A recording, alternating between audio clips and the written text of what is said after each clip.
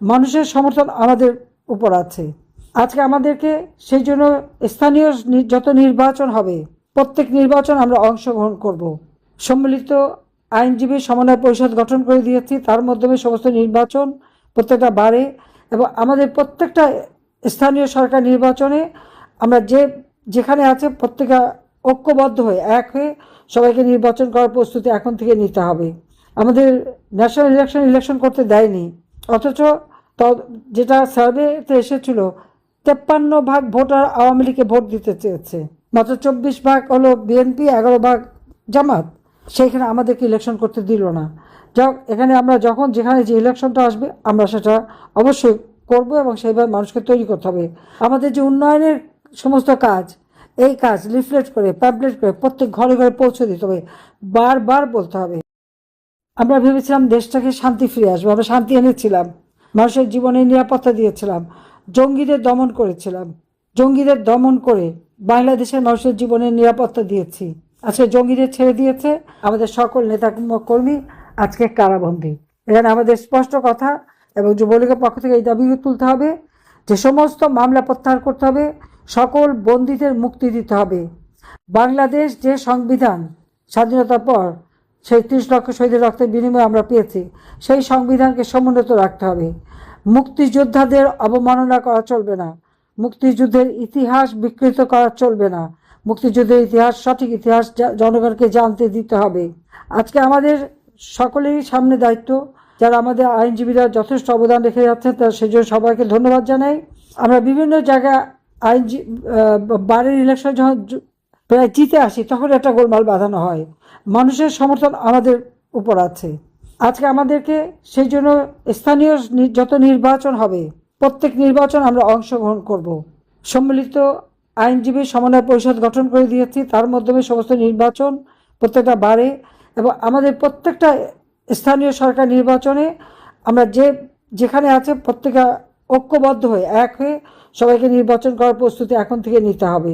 আমাদের national election করতে দেয়নি, অথচ যেটা সার্ভেতে এসেছিল 53% ভোটার আওয়ামী লীগকে ভোট দিতে চেয়েছে, মাত্র 24% হলো বিএনপি, 11% জামাত। সেইখানে আমাদেরকে ইলেকশন করতে দিল না। এখানে আমরা যেখানে যে ইলেকশনটা আসবে আমরা সেটা অবশ্যই করব এবং সেইভাবে মানুষকে তৈরি করতে হবে। আমাদের যে উন্নয়নের সমস্ত কাজ, এই কাজ লিফলেট করে প্যাম্পলেট করে প্রত্যেক ঘরে ঘরে পৌঁছে দিতে হবে, বারবার বলতে হবে। আমি উন্নয়ন করে গেছি, আমি ব্রিজ বানিয়েছি, তো পটুয়াখালী, বরিশাল, বরগুনা, ওই বাউফল, আমি যে ব্রিজগুলি করেছি আজকে কয়েকদিনের মধ্যে একটা উদ্বোধন হবে। পরমাণু বিদ্যুৎ কেন্দ্র আমরা করেছি, সেটাও কাজ পরীক্ষিতভাবে দেওয়া হচ্ছে, সে বিদ্যুৎও আজকে মানুষ পাবে। শ্রীকাইলে যে আমরা কূপ অনুসন্ধান করে কূপ খনন করে গ্যাস উত্তোলন করার সমস্ত পাইপলাইন তৈরি করার পরে সেই গ্যাস আজকে চলে আসছে। আওয়ামী লীগই তো করেছে, আর কে করেছে? আওয়ামী লীগ দেশের উন্নয়নের জন্যই কাজ করেছে। আজকে দ্রব্যমূল্যের ঊর্ধ্বগতিতে জনজীবন দিশাহারা। এই রোজার সময় মানুষ ভালোভাবে একটু ইফতারও করতে পারে না, সেহরি খেতে পারে না। ব্যবসায়ীদের উপর মামলা, কাজে এই ব্যবসায়ীদের উপর মামলা প্রত্যাহার করতে হবে, দ্রব্যমূল্য নিয়ন্ত্রণে আনতে হবে এবং মানুষের জীবনের নিরাপত্তা দিতে হবে। আজকে যে শিশুরা পিতৃস্নেহ বঞ্চিত, মাতৃস্নেহ বঞ্চিত, শিশুদের মনের উপরে যে প্রচণ্ড চাপ পড়ছে, এর থেকে শিশুদের মুক্ত করতে হবে।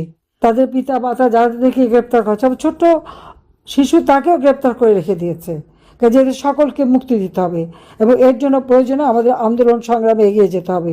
একটা নির্বাচন নামে যেটা প্রহসন, এই প্রহসন অবৈধ সরকারের অধীনে অবৈধ নির্বাচন।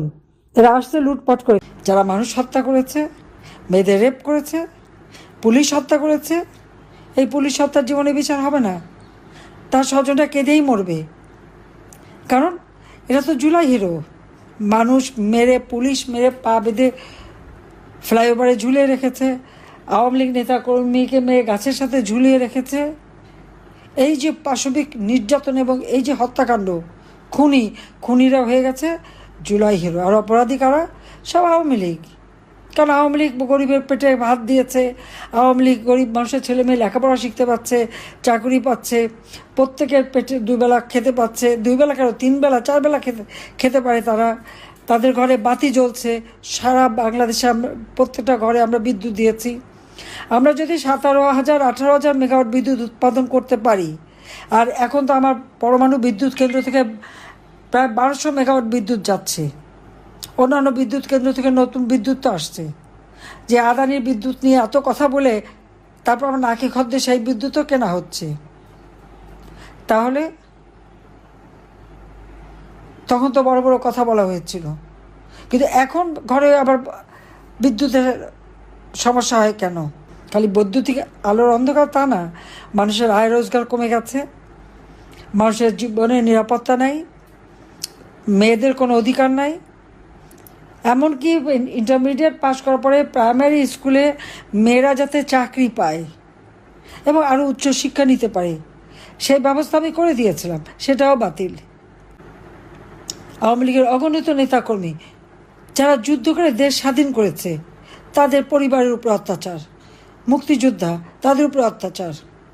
আমাদের কথা বাদই দিলাম, আমাদের তো বারবার আঘাত আসেই, আবার আল্লাহ কেমন করে যেন বাঁচিয়ে দেয়। সেই 21শে আগস্ট গ্রেনেড হামলা, কোটরিপাড়া বোমা, চট্টগ্রামের সরাসরি গুলি, ঈশ্বরদীপ, পাবনা, সাতক্ষীরা, পৃথিবীর বাংলাদেশের যেখানে গেছি সেখানেই তো মৃত্যুর মুখোমুখি হতে হয়েছে। কী জানি আল্লাহ বারবারই বাঁচিয়ে দিয়েছেন। বাঁচিয়েছেন যখন নিশ্চয়ই আল্লাহর একটা ইচ্ছা আছে। এই দেশটাকে আবার ধ্বংসের হাত থেকে আমাদের মুক্ত করতে হবে, জনগণের ভাগ্য পরিবর্তন করতে হবে। মিথ্যে মামলা দিয়ে আওয়ামী লীগের অগণিত গ্রেপ্তার করা, কারাগারের চরম নির্যাতন, হাত করা মুক্তিযোদ্ধা তাদেরকে হাত করা বাধা দিয়ে নিয়ে আসা হয়। সাবেক প্রধান বিচারপতি তার হাতে হাত করা। আমাদের নওগাঁর সমস্ত নেতাকর্মীকে বলবো যে এত অত্যাচার নির্যাতনের পরেও আপনারা যে সাহস দেখাচ্ছেন, আমাদের আওয়ামী লীগের তৃণমূলের নেতাকর্মী যে তারপরেও যে সাহস দিয়ে দাঁড়িয়েছেন, সব হারিয়েছেন, তারপরেও আপনারা রুখে দাঁড়িয়েছেন, আমি স্যালুট জানাই আপনাদের।